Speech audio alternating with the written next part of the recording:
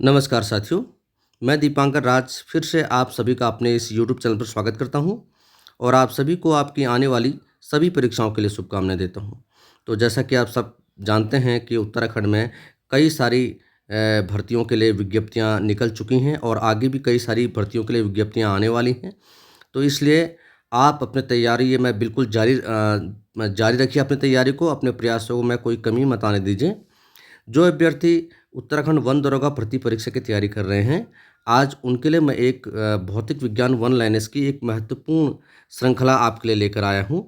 भौतिक विज्ञान one liners यानी फिजिक्स वन लाइनर्स, इस श्रृंखला में हम लोग भौतिक विज्ञान के महत्वपूर्ण बिंदुओं को देखेंगे जो कि परीक्षा की दृष्टि से महत्वपूर्ण हैं। ठीक है? यह श्रृंखला उत्तराखंड वन दरोगा भर्ती परीक्षा या एलटी भर्ती परीक्षा के लिए या अन्य जो भी आप परीक्षाएं देंगे, प्रतियोगी परीक्षा देते हैं, उन सभी के लिए ये सीरीज आपके लिए लाभकारी होगी। ठीक है, तो हम इसकी शुरुआत करते हैं। इस सीरीज में हम इस वीडियो में हम फिजिक्स के वन लाइनर्स पर चर्चा करेंगे। महत्वपूर्ण one liners, physics one liners यानी भौतिक विज्ञान वन लाइनर्स। तो मैं इसकी शुरुआत करता हूँ। पहला पॉइंट है, दो रेलों में मध्य जोड़ पर एक छोटा सा स्थान क्यों छोड़ा जाता है? इसका उत्तर है क्योंकि धातु गर्म करने पर फैलती है तथा ठंडी करने पर संकुचित होती है। ठीक है, दो रेलों में मध्य जोड़ पर एक छोटा सा स्थान क्यों छोड़ा जाता है? क्योंकि धातु गर्म करने पर फैलती है तथा ठंडी करने पर संकुचित होती है। तो गर्म करने पर अगर धातु फैलती है तो उस छोटे से स्थान, जो छोड़ा हुआ स्थान है, उसको वो कवर कर सकती है। ठीक है, अगला पॉइंट देखते हैं। अत्यधिक शीत ऋतु में पहाड़ों पर पाइप की लाइनें क्यों फट जाती हैं? अत्यधिक शीत ऋतु में पहाड़ों पर पाइप की लाइनें क्यों फट जाती हैं? इसका उत्तर है पाइप में पानी जमने पर फैल जाता है। ठीक है, क्योंकि अत्यधिक शीत ऋतु में टेम्परेचर कम होने के कारण, तापक्रम कम होने के कारण पानी जम जाता है और पानी जमने पर वह फैलने लगता है। इस कारण पाइप इसमें जाड़े की ऋतु में फट जाते हैं पहाड़ों पर। अगला बिंदु देखते हैं, विकिरण पायरोमीटर से कितना तापक्रम मापा जा सकता है? ठीक है, विकिरण पायरोमीटर से कितना तापक्रम मापा जा सकता है? तो यह मापा जा सकता है 500 डिग्री सेल्सियस से ऊपर। 500 डिग्री सेल्सियस से ऊपर का तापमान विकिरण पायरोमीटर से नापा जा सकता है या मापा जा सकता है। अगला बिंदु देखते हैं। अगला बिंदु है, पानी का त्रिगुणात्मक बिंदु कितना होता है? तो ये होता है 273.16 डिग्री केल्विन। ठीक है, 273.16 डिग्री केल्विन, ये है पानी का त्रिगुणात्मक बिंदु। ठीक है, अगला पॉइंट देखते हैं। इंसोलेशन यानी आपतन का अर्थ क्या है? तो इसका उत्तर है आने वाली सौर विकिरण। ठीक है, इंसोलेशन या आपतन का अर्थ क्या है? आने वाली सौर विकिरण। अगला बिंदु, जल का सर्वाधिक घनत्व किस पर होता है? तो ये होता है 4 डिग्री सेल्सियस पर। जल का सर्वाधिक घनत्व होता है 4 डिग्री सेल्सियस पर। अगला बिंदु, जल की विशिष्ट ऊष्मा कितनी होती है? तो ये होती है 1। ठीक है, आगे चलते हैं। हाँ, अगला बिंदु देखते हैं, बहुत ही महत्वपूर्ण बिंदु है। अगला बिंदु है, सीवी रमन को नोबेल पुरस्कार कब मिला था? तो ये मिला था वर्ष 1930 में। ठीक है, उन्होंने रमन इफेक्ट की खोज की थी, तो इसलिए उन्हें 1930 में ये नोबेल पुरस्कार से सम्मानित किया गया था। ये एक भारतीय वैज्ञानिक है। ठीक है, अगला पॉइंट, 72 कैमरे में किस प्रकार का लेंस उपयोग में लाया जाता है? तो ये लाया जाता है अवतल यानी कॉनकेव लेंस। अगला पॉइंट, ऑप्टिकल फाइबर प्रयोग किस में किया जाता है? ऑप्टिकल फाइबर का प्रयोग किस में किया जाता है? तो ये किया जाता है संचार में। ऑप्टिकल फाइबर का प्रयोग संचार में किया जाता है। अगला पॉइंट देखते हैं, इंद्रधनुष में कितने रंग होते हैं? ये 7 रंग होते हैं, आप जानते हैं। अगला पॉइंट देखते हैं, ट्यूबलाइट में कौन सी गैस भरी जाती है? तो इसमें क्या क्या भरा जाता है? इसमें सब कुछ दिया गया है। 2 फिलामेंट होते हैं, ये फ्लोरासेंट पदार्थ होता है और पारा एवं वाष्प होती है, पारा वाष्प होती है, सॉरी ना। 2 फिलामेंट, फ्लोरेसेंट पदार्थ और पारा वाष्प ट्यूबलाइट के अंदर भरी जाती हैं। अगला पॉइंट देखते हैं, अप्रभावी तरंग कैसे बनती है? तो ये बनती है विपरीत दिशा में चालित समान आकृति की 2 तरंगों के द्वारा। ठीक है, विपरीत दिशा में चालित समान आकृति की 2 तरंगों के द्वारा अप्रभावी तरंग बनती है। ठीक है, क्योंकि दोनों ओर से बराबर बल लगता है तो तरंग का प्रभाव तरंग का प्रभाव है वो निष्क्रिय हो जाता है और इसलिए अप्रभावी तरंगों का निर्माण होता है। आगे चलते हैं।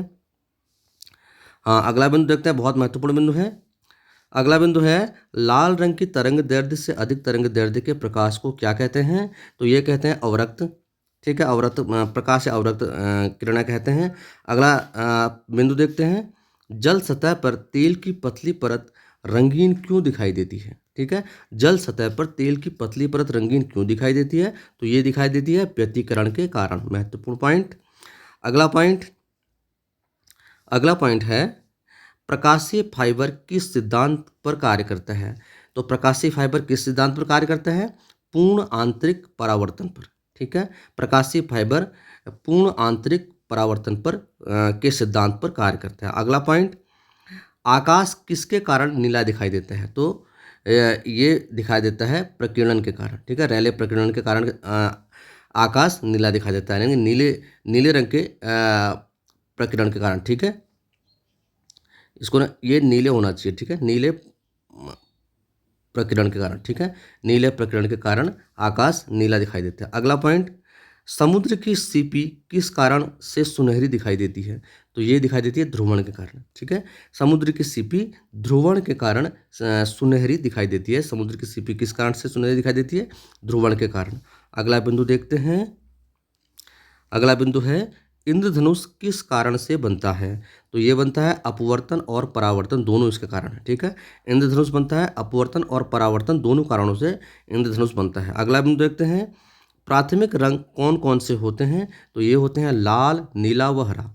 लाल, नीला व हरा, ये इनको प्राथमिक रंग कहा जाता है। अगला पॉइंट देखते हैं, तारे का रंग क्या दर्शाता है? तो तारे का रंग दर्शाता है उसका तापमान। ठीक है, तारे के रंग से उसके तापमान का अंदाजा लगाया जा सकता है। अगला पॉइंट, प्रकाश की अधिकतम गति किस माध्यम में होती है? तो ये होती है निर्वात में। प्रकाश की जो अधिकतम गति होती है वो होती है निर्वात में। ठीक है, आगे चलते हैं।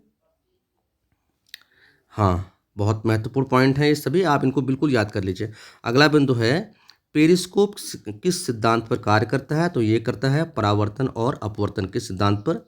ठीक है, पेरिस्कोप किस सिद्धांत पर कार्य करता है? तो ये करता है परावर्तन और अपवर्तन के सिद्धांत पर। ठीक है, reflection and reflection and refraction. ठीक है, अगला बिंदु है अगला बिंदु है यहाँ पर देखिए, उच्चतम तरंग दैर्ध्य किस में मिलता है? ये लाल रंग की जो तरंग दैर्ध्य है वो सबसे उच्च होती है। ठीक है, अगला बिंदु, यदि वायुमंडल ना होता तो आकाश का रंग कैसा होता? तो ये होता काला। ठीक है, क्योंकि उसमें प्रकाश का प्रकीर्णन नहीं होता तो तब आकाश काला दिखाई देता। ठीक है, यदि वायुमंडल ना होता तो आकाश का रंग काला होता। अगला पॉइंट देखते हैं, सितारे का रंग क्या दर्शाता है? तापमान, ये हम पहले कर चुके हैं। ठीक है, कोई भी सितारा या तारे का रंग उसके तापमान को प्रदर्शित करता है। अगला बिंदु, लाल फूल को हरे प्रकाश में रखने पर क्या दिखेगा? वो दिखेगा काला। ठीक है, लाल फूल को हरे प्रकाश में रखने पर वो काला दिखाई देगा। पानी में रखी पेंसिल मुड़ी हुई क्यों दिखाई देती है? अगला बिंदु है, पानी में रखी पेंसिल मुड़ी हुई क्यों दिखाई देती है? तो ये दिखाई देती है प्रकाश के अपवर्तन के कारण। ये महत्वपूर्ण पॉइंट है। पानी में रखी पेंसिल प्रकाश के अपवर्तन के कारण मुड़ी हुई दिखाई देती है। ठीक है, तो पानी में रखी पेंसिल मुड़ी हुई क्यों दिखाई देती है? प्रकाश के अपवर्तन के कारण। अगला पॉइंट, रंगों के समूह को क्या कहा जाता है? वर्णपट्टी। ठीक है, आगे चलते हैं। हाँ, अगला पॉइंट है, अंतरिक्ष यात्री को आकाश किस रंग का दिखाई देता है? अंतरिक्ष यात्री को आकाश दिखाई देता है काले रंग का। ठीक है, अगला पॉइंट, छाया गठन किसके द्वारा समझाया जा सकता है? तो ये समझा जा सकता है प्रकाश का सीधा प्रसार। ठीक है, प्रकाश के सीधा प्रसार के आधार पर छाया गठन समझा जा सकता है। अगला पॉइंट, कोहरे में हम क्यों नहीं देख पाते हैं? कोहरे हमें हम क्यों नहीं देख पाते हैं? प्रकाश के प्रकीर्णन के कारण। ठीक है, क्योंकि प्रकाश कोहरे में बिखर जाता है। ठीक है, तो इसलिए हम कोहरे में नहीं देख पाते हैं। ठीक है, कोहरे में हम क्यों नहीं देख पाते हैं? प्रकाश के प्रकीर्णन के कारण। अगला पॉइंट, रमन प्रभाव किससे संबंधित है? प्रकाश से संबंधित है। रमन इफेक्ट किसे कहते हैं? ठीक है, रमन और प्रकाश से संबंधित है। अगला पॉइंट, प्रकाश का वेग अधिकतम किसमें होता है? यह निर्वात में होता है। यह बिंदु पहले आ चुका है। अगला पॉइंट, आंखों की रेटिना किस तरह कार्य करती है? कैमरे में फिल्म की तरह। ठीक है, जो आंखों की रेटिना होती है वो कैमरे में फिल्म की तरह कार्य करती है। अगला पॉइंट, इंद्रधनुष में सबसे ऊपरी भाग में कौन सा रंग होता है? यह होता है लाल रंग। ठीक है, सबसे ऊपरी भाग में लाल रंग होता है और सबसे निचले भाग में बैंगनी रंग होता है। ठीक है, इंद्रधनुष में। अगला पॉइंट, रेल इंजन चालक के लिए किस प्रकार की मोटर संस्तुत है? तो ये डीसी श्रेणी की मोटर, उसकी संस्तुति उसके लिए की जाती है। रेल इंजन चालक के लिए किस प्रकार की मोटर संस्तुत है? डीसी श्रेणी की मोटर। अगला पॉइंट है विद्युत बल्ब में कौन सी गैस भरी जाती है? तो ये भरी जाती है नाइट्रोजन। महत्वपूर्ण पॉइंट, विद्युत बल्ब में कौन सी गैस भरी जाती है? ये भरी जाती है नाइट्रोजन। अगला पॉइंट, फ्यूज तार का प्रयोग क्यों किया जाता है? ये क्यों किया जाता है? सर्किट में प्रवाहित होने वाले अधिक विद्युत को रोकने के लिए। ठीक है, फ्यूज तार का प्रयोग क्यों किया जाता है? सर्किट में प्रवाहित होने वाले अधिक विद्युत को रोकने के लिए फ्यूज तार का प्रयोग किया जाता है। अगला पॉइंट, गैल्वेनोमीटर से किसका पता लगाते हैं? धारा का। ठीक है, गैल्वेनोमीटर से किसका पता लगाते हैं? धारा का। ठीक है, आगे चलते हैं। हाँ, अगला पॉइंट देखते हैं, विद्युत धारा का चुंबकीय प्रभाव सर्वप्रथम किसने अवलोकित किया था?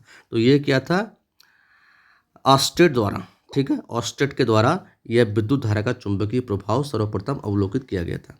अगला पॉइंट, प्रेरकत्व का मात्रक क्या है? तो यह है हेनरी। प्रेरकत्व का मात्रक हेनरी है। अगला पॉइंट, मैग्नेटिक फ्लक्स का मात्रक क्या है? यह है वेबर। ठीक है, मैग्नेटिक फ्लक्स का मात्रक है वेबर। अगला पॉइंट, चल कुंडली से यानी मूविंग कॉइल से क्या मापी जाती है?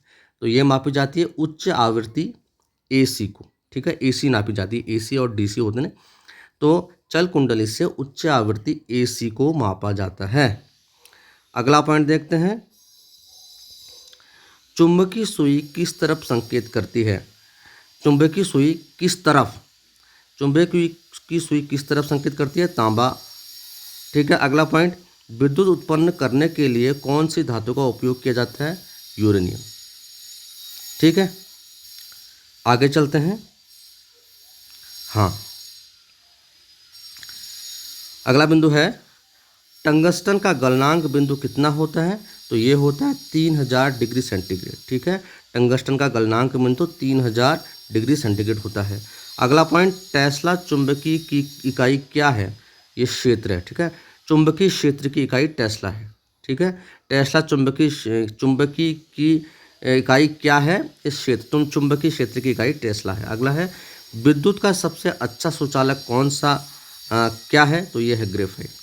ठीक है, विद्युत का सबसे अच्छा सुचालक कौन सा है? ग्रेफाइट। अगला है, किस धातु की चालकता सबसे अधिक होती है? ये होती है चांदी की। ठीक है, किस धातु की चालकता सबसे अधिक होती है? ये है चांदी की। अगला पॉइंट, विद्युत चुंबक में क्रोड के रूप में किसका इस्तेमाल होता है? तो ये होता है मृदु लोहा। ठीक है, विद्युत चुंबक में क्रोड के रूप में मृदु लोहे का इस्तेमाल होता है। अगला पॉइंट, विद्युत उपकरण में अर्थ का उपयोग होता है सुरक्षा के लिए। ठीक है, जो विद्युत उपकरण में अर्थ का उपयोग होता है सुरक्षा के लिए। अगला पॉइंट, बैटरी के प्रचालन का मूल सिद्धांत क्या है? विद्युत अपघट्य। ठीक है, बैटरी के प्रचालन का मूल सिद्धांत क्या है? विद्युत अपघट्य। अगला पॉइंट देखते हैं। अगला पॉइंट है, बिजली के बल्ब का फिलामेंट किसका बना होता है? टंगस्टन का, क्योंकि टंगस्टन का जो अभी हमने देखा था, टंगस्टन का जो गलनांक होता है वो 3000 डिग्री सेल्सियस होता है। तो ये फिलामेंट बहुत लंबे समय तक चल सकता है, ठीक, क्योंकि ये तापक्रम को सह सकता है। अगला पॉइंट देखते हैं। अगला बिंदु है, मुक्त रूप से निलंबित चुंबकीय सुई किस दिशा में टिकती है? तो ये टिकती है उत्तर दक्षिण दिशा में। ठीक है, मुक्त रूप से निलंबित चुंबकीय सुई उत्तर दक्षिण दिशा में टिकती है। ठीक है, इसी से दिशा का ज्ञान किया जाता है समुद्र में। मुक्त रूप से निलंबित चुंबकीय सुई किस दिशा में टिकती है? तो ये टिकती है उत्तर दक्षिण दिशा में, उत्तर दक्षिण दिशा में। ठीक है, अगला पॉइंट देखते हैं। अगला बिंदु है, चुंबकीय कंपास की सुई किस ओर इंगित करती है? ठीक है, चुंबकीय कंपास की सुई किस ओर इंगित करती है? तो ये करती है चुंबकीय उत्तर एवं चुंबकीय दक्षिण की ओर इंगित करती है। ठीक है, अभी यही पॉइंट पहले वाला भी है। ठीक है, मुक्त रूप से निलंबित चुंबकीय सुई उत्तर दक्षिण दिशा में टिकती है और चुंबकीय कंपास की सुई चुंबकीय उत्तर एवं चुंबकीय दक्षिण की ओर इंगित करती है। ठीक है, आगे चलते हैं। अगला बिंदु है, विद्युत मात्रा की इकाई क्या है? एम्पियर। ठीक है, विद्युत की इकाई एम्पियर है। अगला बिंदु है विद्युत बल्ब का तंतु किसका बना होता है? टंगस्टन का बना होता है। अगला बिंदु है शुष्क सेल में किस तरह की ऊर्जा निहित होती है? रासायनिक। अगला बिंदु है यानी रासायनिक। एम्पियर घंटा किसका मात्रक है? यह आवेश की मात्रा का मात्रक है। ठीक है, एम्पियर घंटा किसका मात्रक है? आवेश की मात्रा का मात्रक है ये।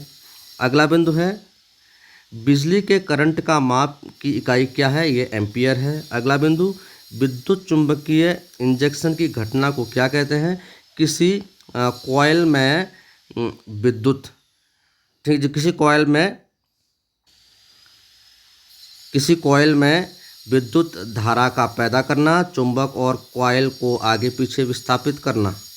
ठीक है, तो विद्युत चुंबकीय इंजेक्शन की घटना क्या कहते हैं? किसी कॉइल में विद्युत धारा पैदा करना, चुंबक और कॉइल को आगे पीछे विस्थापित करने को विद्युत चुंबकीय इंजेक्शन कहते हैं। अगला बिंदु यहीं पर है ये, प्रत्यावर्ती धारा को दिष्ट धारा में कैसे बदला जा सकता है? तो प्रत्यावर्ती धारा को दिष्ट धारा में डायोड द्वारा बदला जाता है। ठीक है, अगला बिंदु विद्युत प्रतिरोध की इकाई क्या है? ये ओम है। महत्वपूर्ण पॉइंट, विद्युत प्रतिरोध की इकाई ओम है। अगला पॉइंट, विद्युत बल्ब का तंतु टंगस्टन से क्यों बनता है? बना होता है, देखो मैंने बताया था कि टंगस्टन का गलनांक उच्च है। वो कितना है? 3000 डिग्री सेल्सियस है। इस कारण यह बहुत अधिक समय तक ताप को सह सकता है, ड्यूरेबल होता है, इसलिए विद्युत बल्ब का जो तंतु है टंगस्टन का बनाया जाता है। आगे चलते हैं, अगला बिंदु देखते हैं, विद्युत धारा की मात्रा मापने का यंत्र कौन सा है? एमीटर। ठीक है, विद्युत धारा की मात्रा मापने का यंत्र कौन सा है? मात्रक एम्पियर है, यंत्र है एमीटर। अगला बिंदु CFL का पूरा नाम क्या है? महत्वपूर्ण पॉइंट, CFL का पूरा नाम क्या है? Compact fluorescent lamp. ठीक है, कॉम्पैक्ट फ्लोरोसेंट लैंप, ये CFL का पूरा नाम है। अगला पॉइंट, गैर पारंपरिक ऊर्जा स्रोत क्या है? नाभिकीय ऊर्जा। अगला पॉइंट, किस विकिरण की भेदन क्षमता अधिक होती है? गामा किरण, गामा विकिरण की भेदन क्षमता सबसे अधिक होती है। अगला पॉइंट, नाभिकीय रिएक्टर में ऊर्जा उत्पन्न होती है नियंत्रित विखंडन द्वारा। ठीक है, नाभिकीय रिएक्टर में ऊर्जा उत्पन्न होती है नियंत्रित विखंडन द्वारा। ठीक है, नाभिकीय विखंडन उसमें कराया जाता है, लेकिन एक नियंत्रित तरीके से। ठीक है, अगला पॉइंट, देहली आवृत्ति क्या होती है?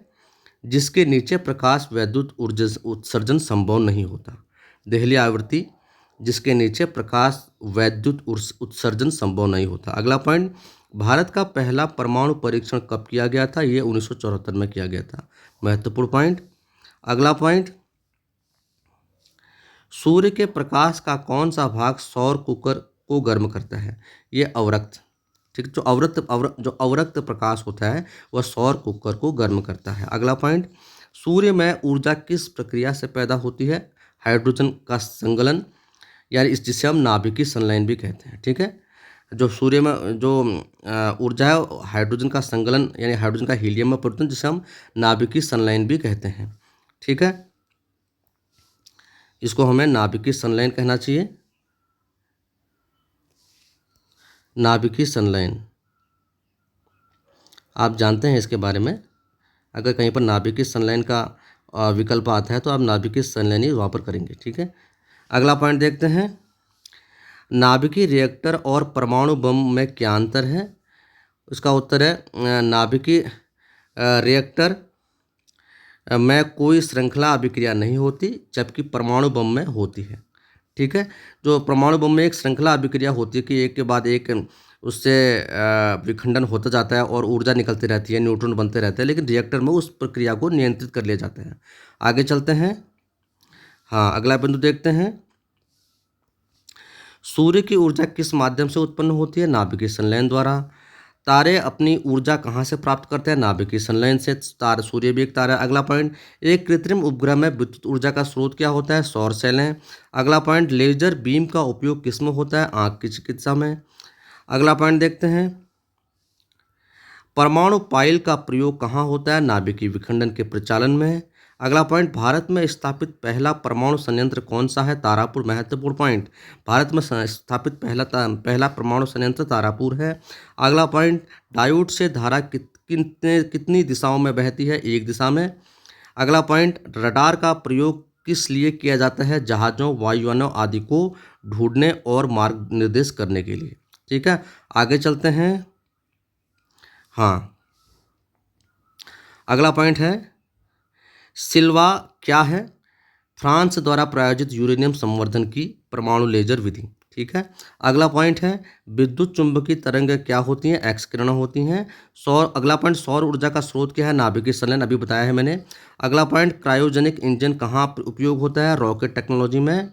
अगला पॉइंट आइंस्टीन को नोबेल पुरस्कार क्यों दिया गया था? प्रकाश विद्युत प्रभाव के लिए।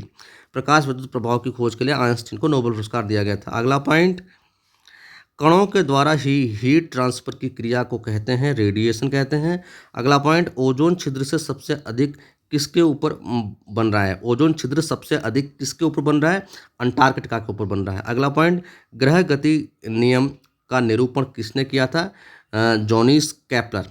ठीक, जॉनिस कैप्लर ने ग्रह गति के नियम दिए थे, यानी जॉनिस कैप्लर। ठीक है, रात्रि का आकाश में कौन सा ग्रह लाल दिखता है? मंगल लाल दिखता है रात्रि में। सूर्य ग्रहण कब होता है? सूर्य और पृथ्वी के बीच चंद्रमा जब आ जाता है। अगला पॉइंट चांद पर उतरने वाला पहला मनुष्य था नील आर्मस्ट्रॉन्ग, जानते हैं आप। आगे चलते हैं। अगला पॉइंट इसरो का फुल फॉर्म है इंडियन स्पेस रिसर्च ऑर्गेनाइजेशन, जानते हैं आप।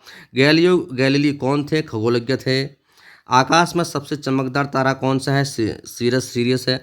ठीक है, या साइरस है, उसे साइरस कहते हैं, यहाँ पर सीरियस लिखा है। ठीक है, उसका नाम साइरस है। ठीक है, साइरस। अगला पॉइंट किस ग्रह को सूर्य का एक चक्कर लगाने में सबसे अधिक समय लगता है? वो प्लूटो को लगता है। अगला क्वेश्चन है सबसे अधिक तेज कक्षीय गति वाला ग्रह कौन सा है? बृहस्पति।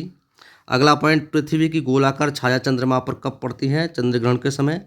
अगला पॉइंट तारों का रंग किस पर निर्भर करता है? उनके तापमान पर, पहले बिंदु आ चुका है। अगला पॉइंट ब्लैक होल क्या है? ढह सितारा, यानी सितारे का जब सितारा अपनी अंतिम अवस्था में होता है, अंतिम अवस्था प्राप्त करता है, उसे ब्लैक होल कहते हैं। अगला पॉइंट देखते आगे चलते हैं। अगला पॉइंट देखते हैं एक्सरे का आविष्कार किसने किया था? ये रॉयंटजन ने किया था। अगला पॉइंट सूर्य की किरणों की तीव्रता मापने वाले उपकरण को क्या कहते हैं? ये एक्टियोमीटर कहते हैं। अगला पॉइंट भौतिक विज्ञान में प्रथम नोबेल पुरस्कार विजेता कौन थे? विलियम रॉयंटजन। अगला पॉइंट आइंस्टीन को नोबेल पुरस्कार क्यों मिला था? प्रकाश विद्युत प्रभाव की क्वांटम सिद्धांत की व्याख्या के लिए मिला था। ठीक है,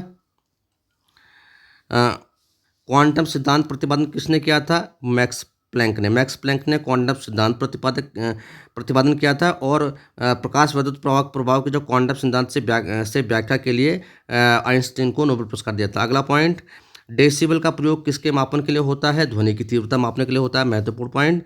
अगला पॉइंट दो वस्तुओं के मध्य कोणीय दूरी मापन के लिए कौन सा यंत्र उपयोग होता है?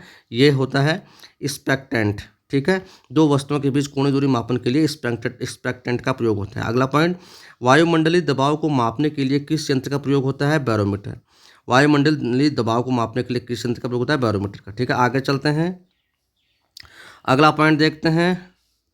अगला पॉइंट है मैनोमीटर का उपयोग किसके लिए किया जाता है? दाब मापन के लिए किया जाता है। अगला पॉइंट इलेक्ट्रिक लैंप का आविष्कार किसने किया था? एडिसन ने किया था। नाविक दिक्सूचक में कितने बिंदु होते हैं? 32 बिंदु होते हैं। सौर मंडल की खोज किसने की थी? कोपरनिकस ने की थी। प्रकाश का वेग किसने मापा था? रोमर द्वारा मापा गया था। आगे चलते हैं। समुद्र की गहराई मापने के लिए कौन सा यंत्र है? ये फैथोमीटर है। अगला पॉइंट पनडुब्बी में समुद्र की सतह के ऊपर की चीज़ें देखने के लिए कौन सा यंत्र प्रयोग होता है? पेरिस्कोप।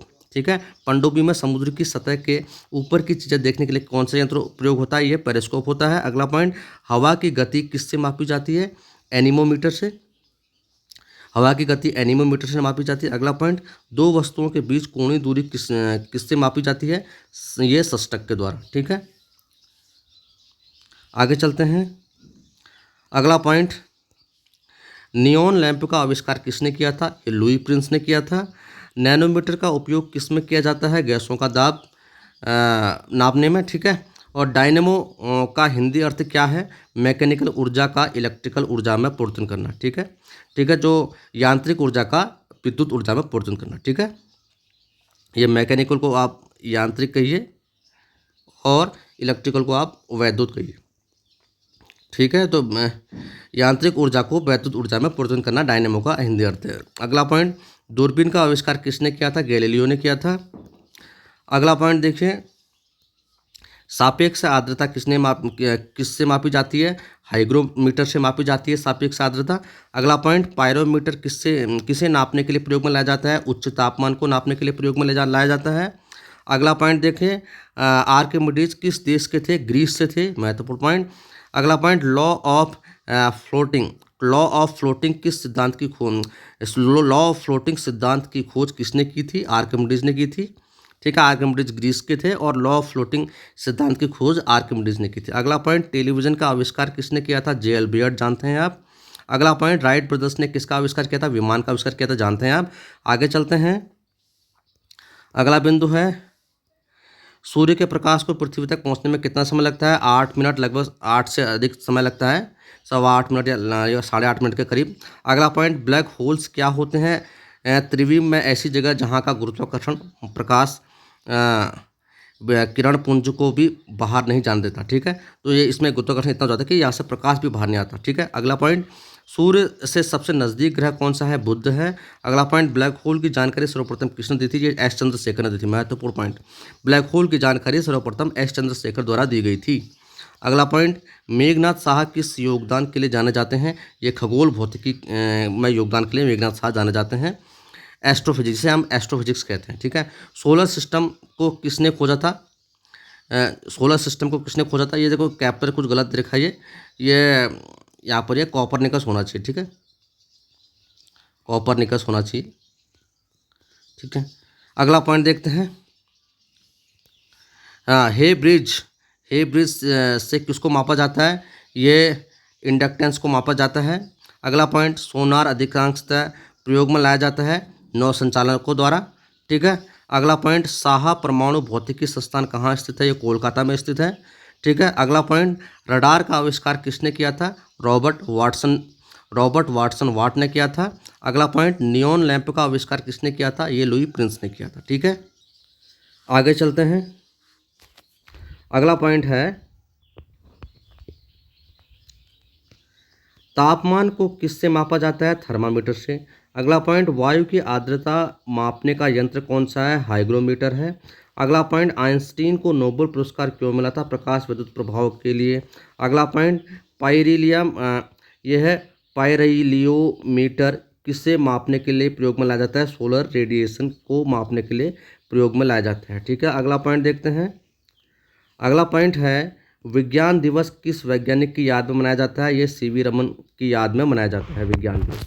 अगला पॉइंट, सुरंग निर्माण में कौन सा रेल इंजन प्रयोग किया जाता है? तो यह है स्टोरेज बैटरी रेल इंजन।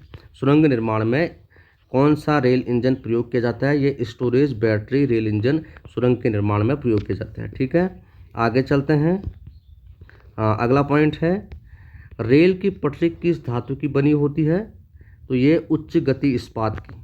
ठीक है, अगला पॉइंट, रेलगाड़ियों में डायनोमीटर या डायनेमीटर का प्रयोग किस लिए होता है? पटरियों की अवस्था रिकॉर्ड करने के लिए। ठीक है, रेलगाड़ियों में डायनेमीटर कार। ठीक है, रेलगाड़ियों में डायनेमोमीटर कार का प्रयोग किस लिए होता है? पटरियों की अवस्था रिकॉर्ड करने के लिए। अगला पॉइंट, रेल की पटरी में फिश प्लेट का क्या काम है? दोनों पटरियों की जोड़ें रखना। रेल की पटरी में फिश प्लेट का क्या काम है? दोनों पटरियों को जोड़े रखना। अगला पॉइंट, पहली विज्ञान कांग्रेस जनवरी 1914 में कहाँ आयोजित हुई थी? ये कोलकाता में आयोजित हुई थी। अगला पॉइंट, नॉटिकल मील का उपयोग किसमें किया जाता है? नौ संचालन में किया जाता है। ठीक है, आगे चलते हैं। अगला पॉइंट देखते हैं, रिमोट कंट्रोल का आविष्कार किसने किया था? ये निकोला टेस्ला ने किया था, महत्वपूर्ण पॉइंट। अगला पॉइंट, दूर की चीज़ें किसकी सहायता से देखी जाती हैं? टेलीस्कोप की सहायता से देखी जाती हैं।